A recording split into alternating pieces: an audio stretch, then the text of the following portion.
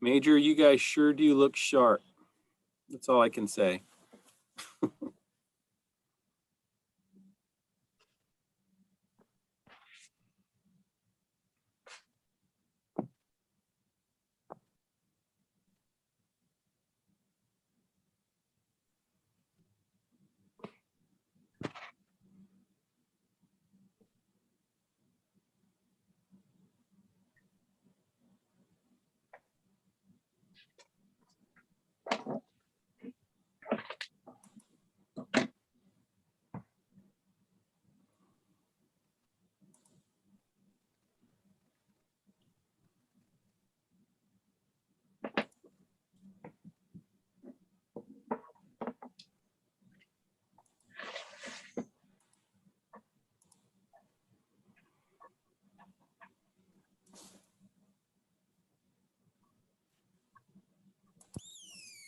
You guys are good to go whenever you're ready. Thank you, Kevin. Appreciate it. Emily, are you able to mute your phone until, yep, there you go. Thank you.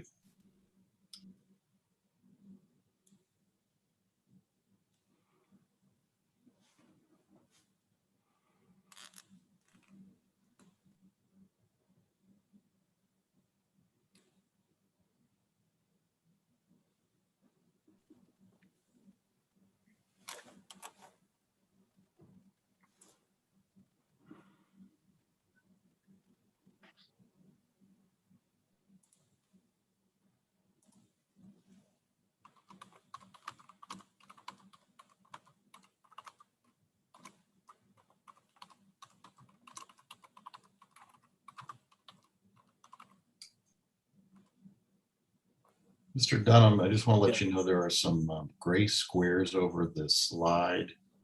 Yeah, I just put a chat box popped up over there. Sorry. So we're still waiting on acting Secretary Jabs. Take a second to remember that because she just changed over to acting secretary.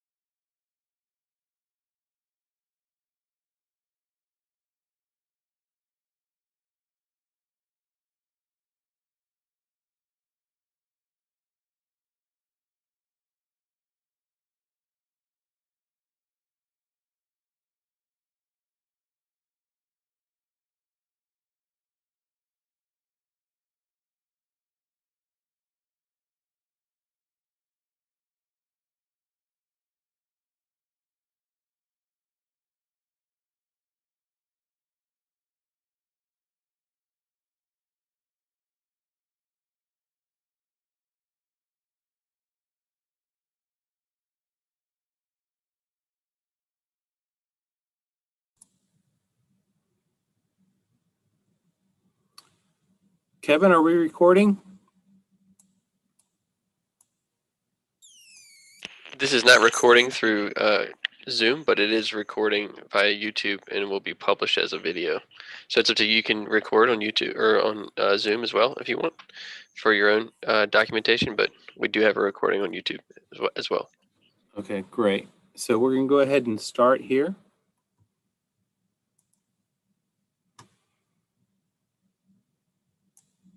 Hello, everyone. I just want to welcome you to today's event, the virtual military signing day.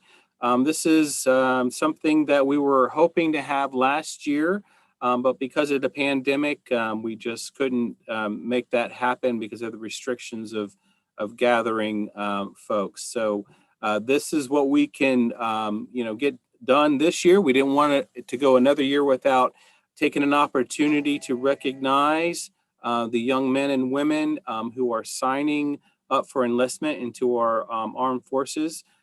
This is definitely something that Secretary Hopkins, who's now deployed, wanted to see happen. He is saddened by the fact that he couldn't be here today to celebrate all the folks that are enlisting at a high school, and then folks that are also going into the service after completing their ROTC programs in college.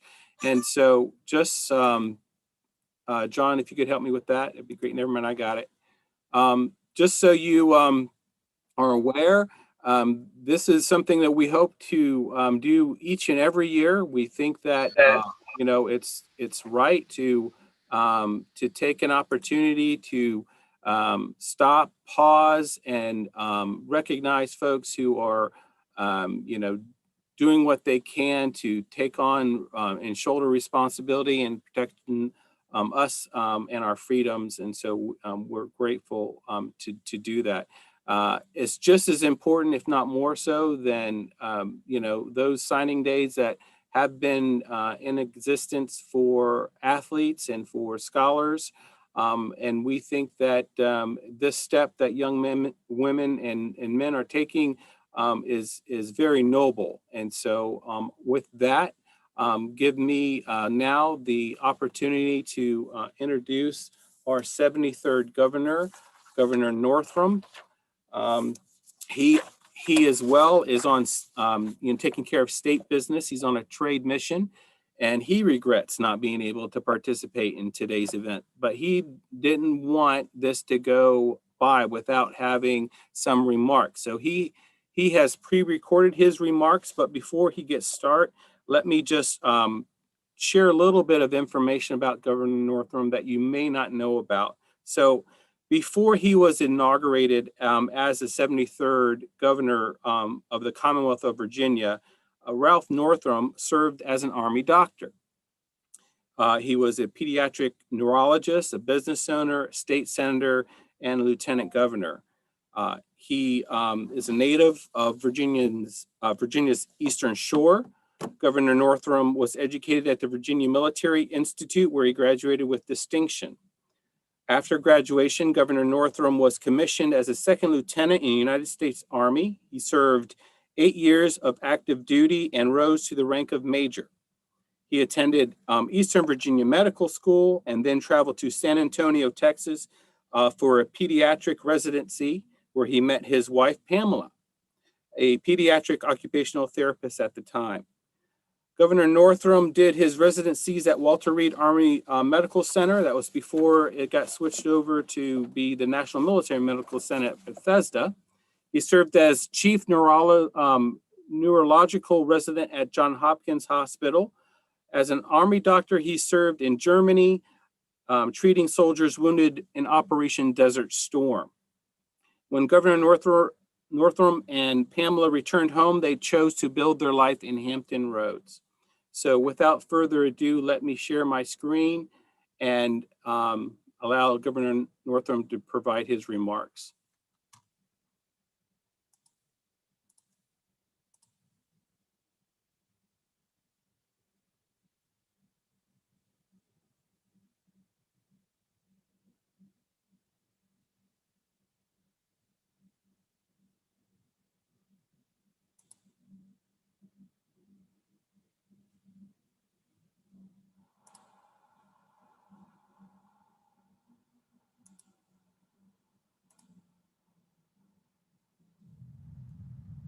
Hello, I'm Virginia Governor Ralph Northrum. I am honored to be part of 2021 Military Signing Day as we recognize our military-bound high school seniors and celebrate your commitment to serving our Commonwealth and country in the United States military. While we all wish we could be together in person, holding this event virtually does not make the moment any less significant. I want to thank you for making the courageous decision to enter service academies or to serve as active duty reserve or National Guard. Having served in our armed forces myself, I have seen firsthand the responsibilities and challenges that our men and women in uniform face. But I also know the tremendous pride and opportunity that come with military service.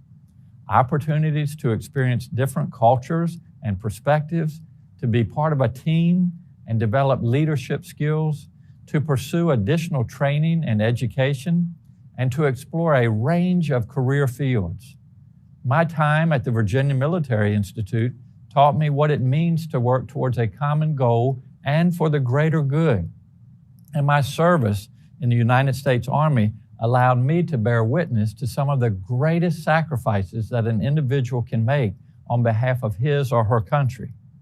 You are here today because of your dedication, preparation, and hard work, and the support of your family members, teachers, coaches, and friends. I am very proud of you, and I know they are proud of you, and I hope you are proud of yourselves. There is a vast network of resources available to you through the military, and I encourage you to take advantage of them. Today, we are celebrating the noble choice you have made to serve in our armed forces, and when you return, we will be here in Virginia to honor you, support your transition back to civilian life, and ensure you receive the benefits you have earned. You have chosen a rewarding and meaningful path, and I wish you success as you embark on this journey. I am confident that you will continue to shine now and into the future. Thank you for your commitment to military service, and please stay safe.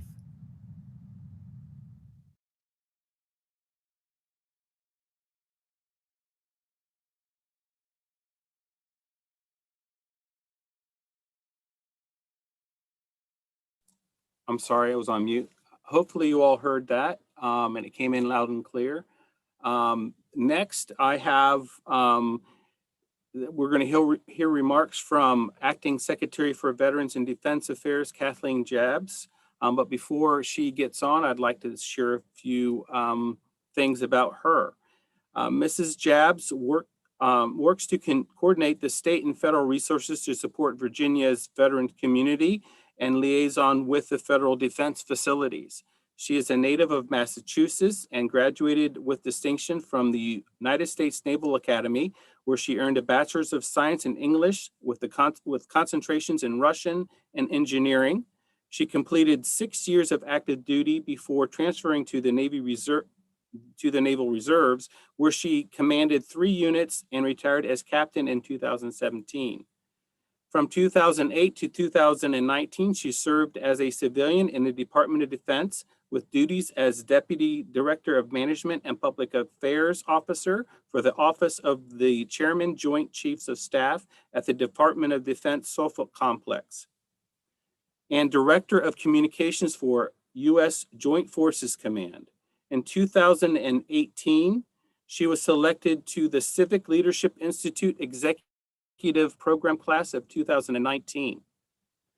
Acting Secretary Jabbs has more than 30 years of government, military, and academic leadership and communications experience, including involvement with public affairs operations at the Navy Chief of Information, NATO's Allied Command Transformation, United States Fleet Forces Command, and the National Defense University. Her military career spans a variety of active duty and reserve positions, with service in Japan, Hawaii, Panama, and the Pentagon, and military installations across the East Coast. Ladies and gentlemen, it is my honor to introduce Virginia Acting Secretary for Defense and Veterans Affairs, Kathleen Jabbs. Thank you, Dan. And thank you, military recruiters. Thank you, any parents who are listening. And most of all, thank you, students who have decided to join the military. We're here tonight, as the governor said, to celebrate and to honor you for a big momentous decision at such a critical time in your life. You know, as the governor said, and as we all know, we are doing this virtually. We have done everything virtually for the last year. And you high school students, you know that more than anything. You've had to give up proms, you've had to give up sporting teams and some things, jobs, you know, going out with your friends and just having that normal sort of junior, senior year. But through all of that, you have adapted, you have been very resilient, and you have shown great strength. All of those qualities will stand you well as you get ready to join the military and embark on this next phase of your journey. We're very lucky here in Virginia that we work under a governor who is a veteran.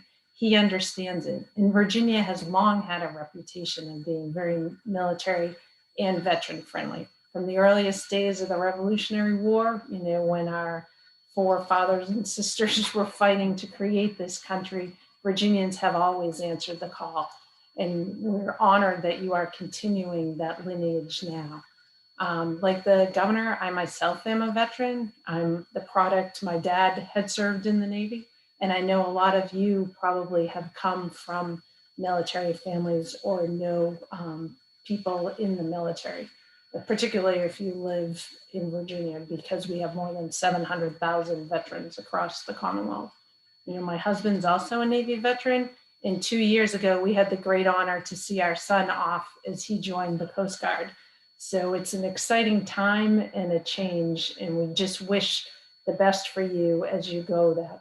I understand, you know, personally, the courage it takes to go ahead and to sign up for something you don't really know. You may have a reporting date, you may know where you're gonna go do that first initial training, but there's a lot of unknowns after that. And military life is like that. Every day is new. There are a lot of unknowns and there are a lot of challenges. And that adaptation, the resilience, the strength you've shown, that will continue to help you. You have signed up to assume tremendous responsibilities, whether you're leading small groups or teams, working on airplanes, on tanks, advanced communication, radar on ships or computers, communications. But most of all, you're taking responsibility for someone else's life. You are defending the country, but you're also going to be supporting each other side by side. You talk to military veterans, it's the teams they remember. It's their brothers and sisters beside them who they're fighting to defend and working to complete the mission with. The military also offers you tremendous exposure for growth. You'll be with people of totally different backgrounds, cultures, from states all across the country and our territories. And you'll have the chances to travel, to explore, and to gain new experiences. You will have opportunities to be leaders, to really develop your teamwork skills. This is not the high school group project. One person does all the work, one person writes it up. You know, a military teamwork requires everybody to pull their share of the load. You also will work in a very structured and disciplined environment. And I encourage you to take advantage of all the earned benefits that are available to you through the military. Tremendous health care, pay, an opportunity to save for retirement that probably seems a million years away, but the sooner you put money in, the faster it will grow. And the tremendous education opportunities, whether you're going to a service academy, you're participating in a ROTC program, or you can take education benefits while you're enlisted and serving, and then access to the GI Bill upon your exit from the service. We have found here in Virginia that employers really value veterans. They appreciate, they know they're getting people of quality and character who are trustworthy, drug-free, reliable, often have advanced certificates in machinery, electronics, advanced training and skills. those skills will stay with you for your whole life. So I would encourage you to take advantage of everything, to just enjoy the moment. And we are here to celebrate you as we send you off, and we will be here to welcome you when you get back. Virginia has tremendous opportunities for veterans and ways to connect you as you transition and come back. So again, I just want to thank you all, and we could not be more proud to be sending the next group of young men and women off to defend our country and to be part of something greater than themselves. So thank you, and I look forward to hearing the best things from all of you. Thank you, Secretary. Really appreciate it. I know her to be very heartfelt, worked very closely with Carlos Hopkins's office and Deputy Secretary Jabs, and I appreciate what she does day in and day out for our state. So thank you, ma'am. Next, we will hear remarks from Commander Charles Harmon. He's commander of Navy Talent and Acquisition Group in Richmond. Commander Harmon is he was a native of Danville, West Virginia, and enlisted in the United States Navy out of Defunct Springs, Florida. I think I pronounced that right. In April of 1992. Following graduation from Recruit Training Command, Orlando, Florida, he completed his pipeline training in Meridian, Mississippi, and proudly served 10 years as a yeoman. His enlistment tours included the U.S. Hughes City, home ported in Norfolk, Virginia, the helicopter anti-submarine squadron Light, the Airwolves, home ported in Naval Air Station Mayport, Florida, and Navy Recruiting District Richmond as a canvasser recruiter, whereby he was selected into the Seaman to Admiral 21 program. Commander Harmon graduated from the University of North Florida with a Bachelor's of Administration and Finance with a minor in Economics in 2003. Upon completion of his undergraduate degree, Harmon reported to Navy Personnel Command in Millington, Tennessee.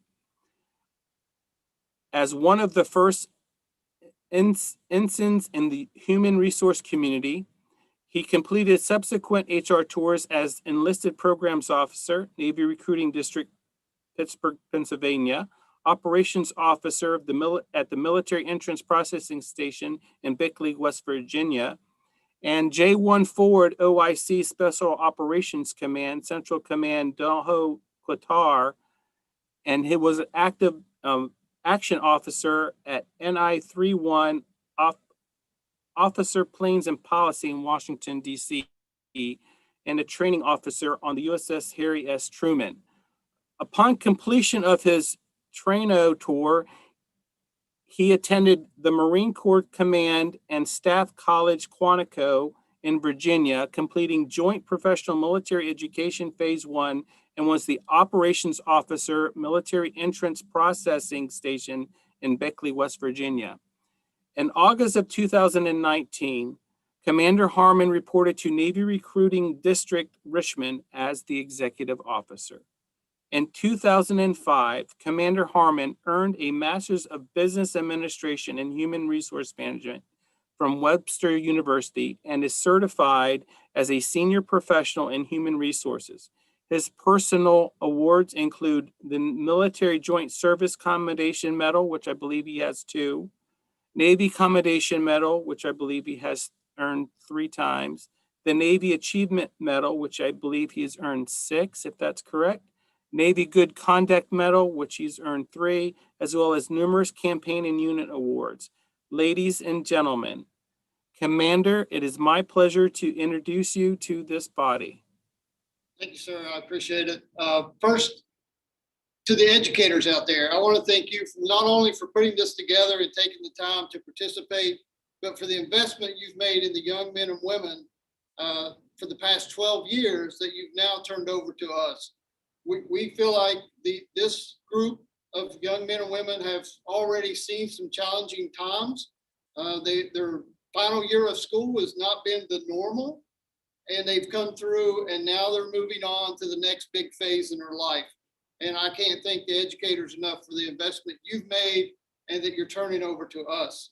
I just told the group here behind me, and I say it all the time to the young men and women, me as a citizen cannot thank them nearly enough, nor their families, for the sacrifices that they're willing to make, the obligation they're willing to take, and the first step of the next phase of their life, so that the rest of us can live the life that we want to live and in the country that we have chosen to live in and have the freedoms that we have. Because if it wasn't for them willing to step up, raise their right hand and take the oath, the rest of us would not enjoy life as we know it. And the opportunities that the governor talked about and the secretary there, they're endless in the military. I use my background, 29 years of service, prior enlisted, went to boot camp because I had no desire to go to college. And here I am standing 29 years later, very well educated, and the military paid for it all. And I have a retirement on the horizon. So that's all the things that they can have if they want. But going back to the governor's earlier comments about when they come back, they'll be waiting on them. Again, the opportunities are endless for veterans if they take advantage of everything that they can while they are in service. And I believe this group of graduates are some of the best and brightest that we have seen. I know from our side, we look at it a lot. From my MEPS days, all the services, we cherish the education that these young men and women and the ideals that they bring to the service. And it's every day, the things that they say and they bring to us, they're the ones who make the difference out there. Most of my ideals have come from a young sailor who says, "Sir, have you ever thought about this? Have you ever looked at it from this way?" They make a difference. They make a difference for us. They make a difference for their state. They make a difference for our country. And I can't thank them enough. I can't thank their families enough. And it is an honor for me to have the opportunity to serve a few more years with all these young men and women that the great state of Virginia has offered up and that they have chosen, and that you as educators have spent the time and to get them to this point in their life. So I look forward to seeing some of them somewhere down the road in the next stages of their life. And, it's always nice to look around the room and see my replacement sitting there. So again, to all of you out there, thank you for what you have done. And for the young men and women, I thank you for what you're about to do. Thank you, Commander. I appreciate that. And I know that those on the, watching live on YouTube and who are in attendance as presenters today appreciate your comments and the comments made by all the speakers. The next phase of this agenda includes hearing from young men and women who are making the decision to join the military. We have 4 branches of service being represented today. We have the United States Navy, United States Army, United States Marine Corps, and the United States Air Force. So what we're going to allow these folks to do is we're going to allow their recruiters or the recruitment station to introduce their student recruit. So first up will be the United States Navy. And at this time, I'd like to introduce Navy Petty Officer Quentin Penn.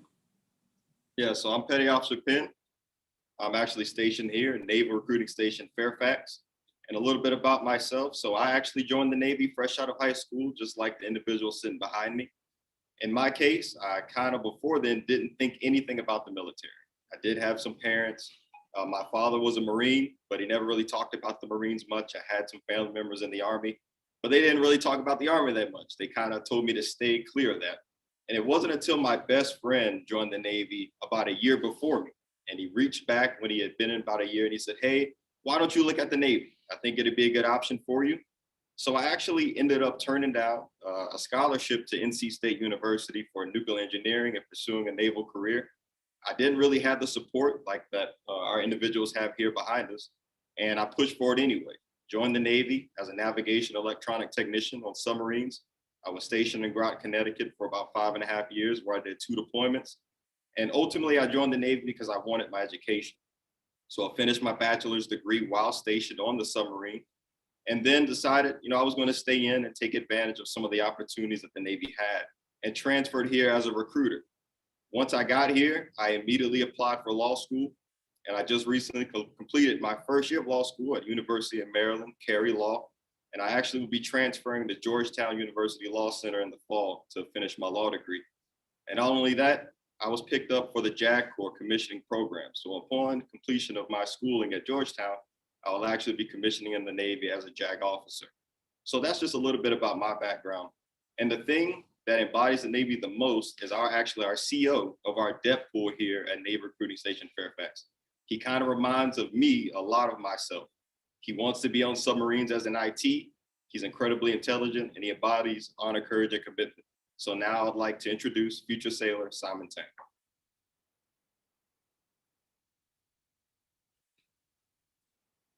First, before beginning my official remarks, I'd like to thank Petty Officer Perry for giving me the opportunity, and Petty Officer Penn for that kind introduction.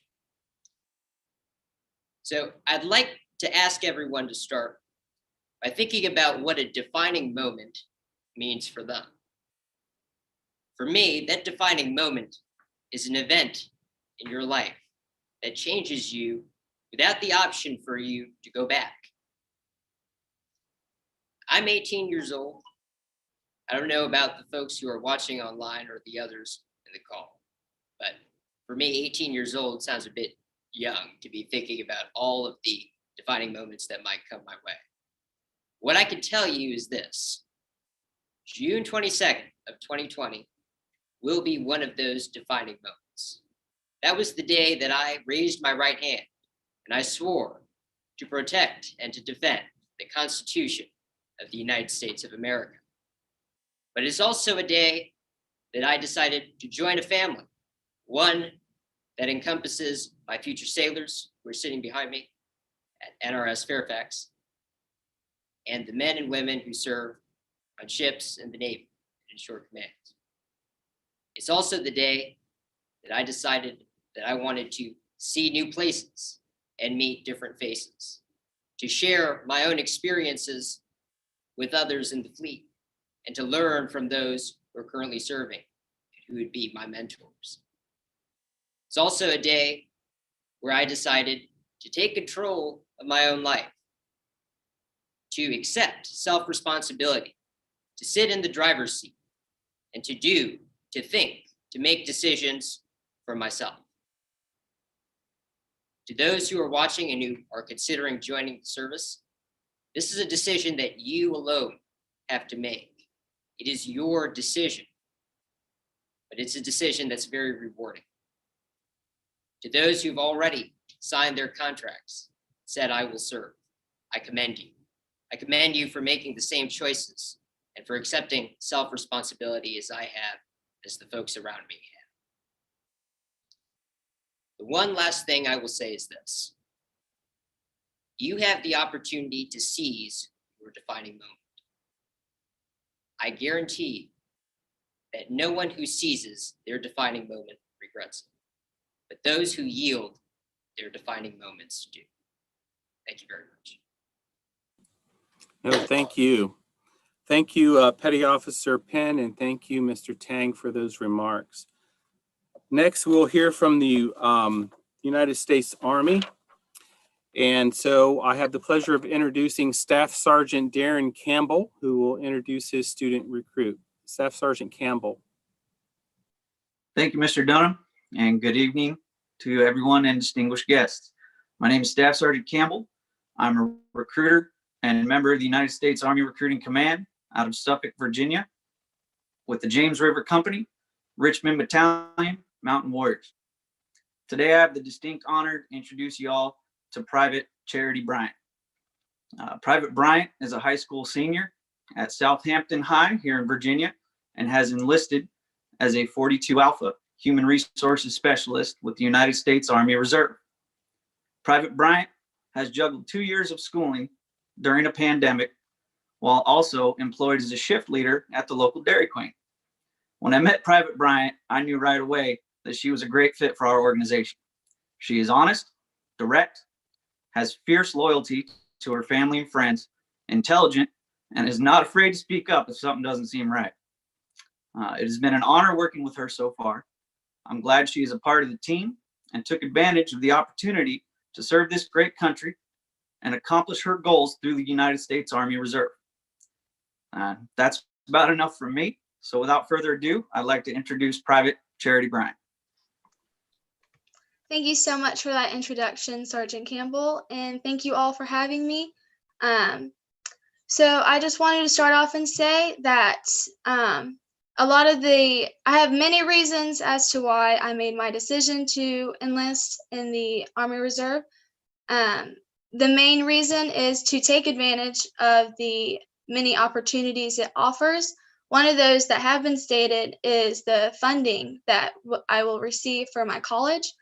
I was actually in the middle of my application process for college applications when Sergeant Campbell came in contact with me, and him just talking about all the opportunities for funding that the Army Reserve will offer to me. Really, it was a big reason as to why I made this decision, because I now have the hope that I will finish college with no debt. It is a high hope, but I do hope that happens. And it is one of the main reasons why I made this decision. And I also want to see how I will handle the challenges that I will be faced with in the Army Reserve. I also hope to gain discipline and a renewed respect for those around me and those above me. I also hope to gain skills that will assist me in my civilian life after service. I do have a very personal connection with the military. I have a big family history that has been involved with the military. My brother was served in the National Guard. I have three uncles who are retired from the Air Force, as well as my mother's father who served in the Air Force. I also have cousins who currently and who are retired from the Army and Air Force. I have three great uncles who served in World War II. One was in the Pacific, one actually hit the beaches in Normandy, one flew a wooden glider over the beaches in Normandy, and all three actually survived that war. I have uncles and grandfathers who served in World War I, the Spanish-American War, the Civil War, and the Revolutionary War. And my grandfather, William Hooper, a representative from North Carolina, who in front of the First and Second Continental Congress actually signed the Declaration of Independence. And all of that is a big influence as to why I made this decision. I am just proud to be a part of my family history now that have made the decision to enlist in the military. And I take very much pride in that. If I were to share any advice to future recruits or enlisters, I would just say to not make this decision lightly. It's a major life decision, and just to analyze all your reasons as to why you want to join, and just make sure that this is what you want to do, and to just stand firm on what you believe in and stand vigilant. And I actually had a very positive processing and enlistment, and I have to thank my recruiters who helped me through my processing and enlistment. They really helped me out, and they made the whole thing very easy. And I just had to thank you. I have to say thank you to all my family members, community members, and the leaders in my life who have shaped me and molded me to the person I am to make this decision. They are the reason why I made this decision, because they helped me become who I am today. And I have to say thank you again for assisting me while I made this decision, especially to my family, because they have made it very easy. And Thank you very much. Wow, you really do have a wonderful story, and it sounds like your family's history is our history. It's the United States history. So amazing, and what a contribution your family has made to the protections of our freedoms. And I thought I had a story, you know, that went back pretty far with the military, but yours certainly, ma'am, go further. And thank you for the comments you made and encouragement you're giving others on this, you know, celebration today. So I appreciate it. Next, I have an opportunity to introduce Major Fromm with United States Marine Corps. Major Fromm, you have, you know, the floor. I appreciate that. Thank you very much. And good evening to everybody out there, the families, the educators, and all the other students who have made the decision to serve their country. Like I said, I'm the commanding officer for Marine Corps Recruiting Station Richmond, which covers the southern and central Virginia areas. I do want to thank Governor Northrum, even though he's not personally on this evening, for his remarks and support, as well as Acting Secretary Jabs. And I know we'll hear from Dr. Lane a little bit later this evening for their support to these great young men and women who've answered the call to serve our nation. And as has already been stated, we can't say enough to both the teachers and educators who have raised these folks, but also the families, as Ms. Bryant so clearly articulated, who have raised a quality generation of individuals in this Commonwealth that are answering that call. And we're happy to say that the state of our armed services is well going into the future. The great Commonwealth of Virginia is an extremely patriotic place that has a great history of service, as we've heard from. And this year, more than 300 high school seniors have made the commitment, and over 150 college students to join the United States Marine Corps and serve their countries. Tonight, we have two great examples of those quality individuals who have sworn into the Marine Corps. First, I'd like to introduce Desmond Williams from Thomas Jefferson High School here in Richmond. He's an athlete who plays football and runs track. He's already demonstrating leadership abilities within our pool delayed entry program, which is wonderful to see. And he heads off to recruit training in August. Later, we'll hear from Mr. William Van Orden, who's currently attends the University of Virginia, but he's from a high school right here in Virginia. And he's a lieutenant in the local Charlottesville Fire Department, as well as he achieved a perfect score on our flight exam. And he's a future Marine Corps aviator. And look forward to, without further ado, it's my great honor to give you Desmond Williams. Thank you, Major, for introducing. Good evening. My name is Desmond Williams. I'm currently senior student at Thomas Jefferson High School. I played football and ran track, and I boxed on the side to keep in shape. I joined the Marine Corps when I was a freshman. I really wanted to really join because, first, a self-discipline. Not saying I'm not disciplined, but it could help in the Marine Corps. Also, I wanted to travel. I stayed in Virginia most of my life, and I know it's more out there in the world that I can use, I can experience, and talk to different people. I ain't come from a really wealthy family, but I know they can help provide with a guaranteed paycheck. My family supported me through this whole process and whole program and told me that I can do it, and that if I chase my dream, I can get it, and I believe them. So with that said, I really wanted to use the Marine Corps and retire and get everything that I could use out of it. Thank you.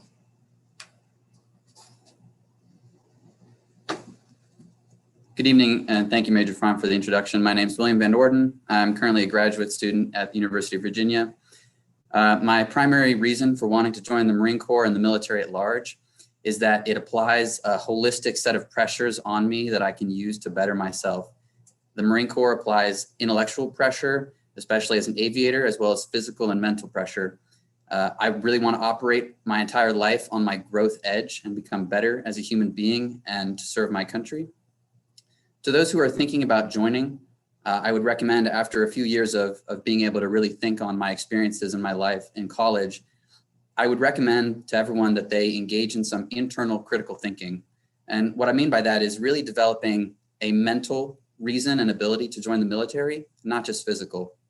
A lot of people like to think that if you just do 1,000,000 push-ups, you can join the Marines, but the reality is that it's better to be mentally squared away and have a good motivation and reason to join the military than to be physically perfect, because the military and the Marine Corps are going to pressure you to the point of breaking, and you need to have that mental resolve and courage to know to keep pushing and to understand that that pressure is how you become better.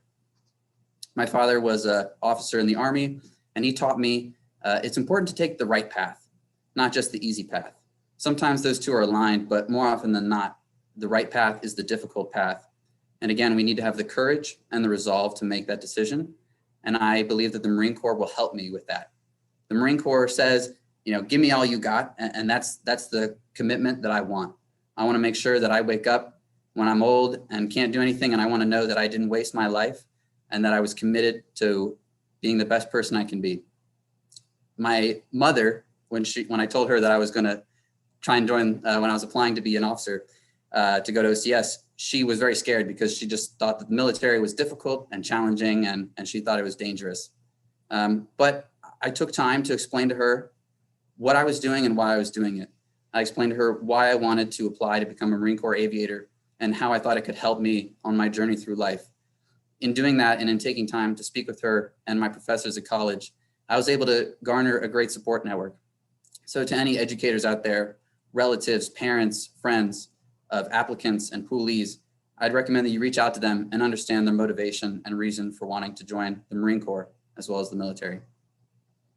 Thank you. Wow, that's inspirational. Thank you both. And thank you, candidate Van Orden, for teaching me something new there. I love that whole idea of living on the growth edge. I'm not going to forget that phrase. I'm going to write that one down and use it someday. I think that's fantastic. And Mr. Williams, you and I have a connection with Thomas Jefferson High School.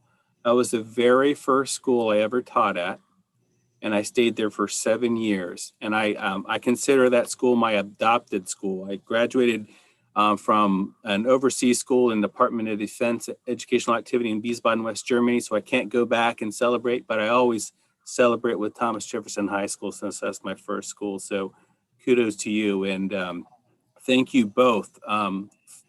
Just fine remarks by all today. And next, I have the pleasure of now introducing United States Air Force. So we're going to hear from Tech Sergeant Justin Jones now. So Tech Sergeant, you have the floor. Good evening, everybody. Tech Sergeant Justin Jones. I actually recruit out of the Richmond area, so the upper northwest part of Richmond and on into Mechanicsville. That entire area is my area of coverage. And I just want to say thank you to everybody that has put this event on, everybody from the teachers to distinguished guests. Just thank you for inviting me. I really appreciate it. The student I have is, her name is Emily Stout. She actually is a senior at Goochland High School. When I met Emily, I met her at the JROTC classroom at the high school. And when I first met her, she actually had a bunch of seemingly pages of questions for me, which is something I love as a recruiter, because it just shows that the motivation is there and just that desire to learn new things. So in speaking with her, I just found that she's not only highly motivated, she's very goal oriented and knows what she wants to achieve, and definitely has a desire to want to join the Air Force. And I think that's the thing that we're most in need of, is people that want to serve. And I think that she is a good fit for the Air Force. And I think moving forward, I can't wait to see the greatness that she will do during her service. So without further ado, here is Emily Stout. Good evening, everyone. Thank you, Tech Sarge. as you can tell, I have a lot of reasons of why I want to join the Air Force. But among those, overall, I want to join because I need time as an adult before getting pushed straight into college, which, if you know anything about Goshen High School, that's what they push a lot of. And so I want to learn about the diversity, learn who I am, and as my brain continues to grow, and I want to set up my finances and learn self-discipline and further my skills with responsibility and working with people of all kinds. And I know that will serve me my whole life. To my younger peers, I would suggest doing bunches of research, have those questions ready, and really look at the opportunities that are there for you, not just college, and really ask the deep questions to people that are around you. Use them to your advantage. Like Tech Sergeant Jones said, I was in my JRTC building with my JRTC instructors, and they helped me along with that process. Previously, before I joined JRTC my senior year, I had no personal connection to the military, and that's what inspired me so much. Our generation has not seen a military time in our country, and there's not a big push at my school. And that's why I think it's so important, because nobody had shown me that before. But like it's been said tonight, freedom is not free. And that is so important to me. And I would just like to thank everybody tonight for making this possible. And I think our nation is in good hands.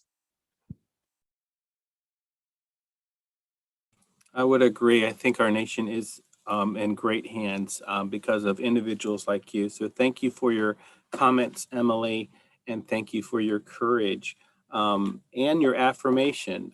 This is important to me, and I know it's important to Dr. Lane. And so Dr. Lane will now provide closing remarks, and I'm sure that he will share the same sentiments I just did. Well, good evening, everyone. My name is James Lane. I'm the State Superintendent of Public Instruction here in the Commonwealth, and I have the great opportunity to work with every school in our Commonwealth. We have over 1,800 schools and nearly 1.3 million students. And each year we celebrate our graduates. And one of the things that I'm most proud of is that I get to sign every diploma of every graduate in the Commonwealth. And in putting my name on there, one of the things that we think about is, have we truly prepared every student for the life they want to lead for the day after they graduate? And you know, we talk all the time about preparing for college and preparing for work, but one of the options that we want open to our students is to prepare for a life in the armed services. And so I want to say congratulations and thank you for making this choice to serve our country and to protect our freedoms and to keep us safe. It's an amazing responsibility you've taken on, and I'm so proud that each of you have chosen this.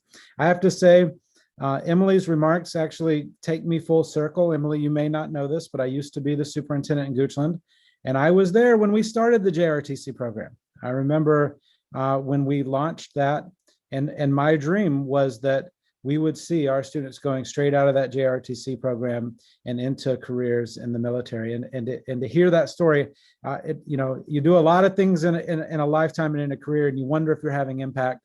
And you'll let me know we did some good things. And so I'm just so proud of you. And to Desmond and William and Charity and Simon, thank you for your remarks today. I was really impressed by all of your stories, and just so thankful that we have young people like you to carry forward the next generation of leadership in our country.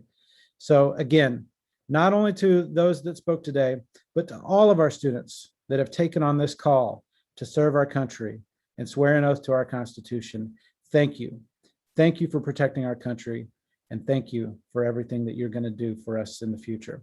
I also have the opportunity at the department to serve as the chair of the Compact that supports military children. And so know when you get older and you have children, we will also make sure that your children, while you're serving in the military, have great experiences in our schools. And that's a commitment that I make and have an opportunity to lead. And so our Commonwealth supports our military families, and we will, like the governor said, support you in any of the transitions that you or your family make in the future. So again, thank you all for your service in advance. And I am so thankful that I got to meet each of you this evening, and congratulations to all of our students that have chosen military careers this year. Well, thank you, Dr. Lane. And folks, that concludes today's celebration.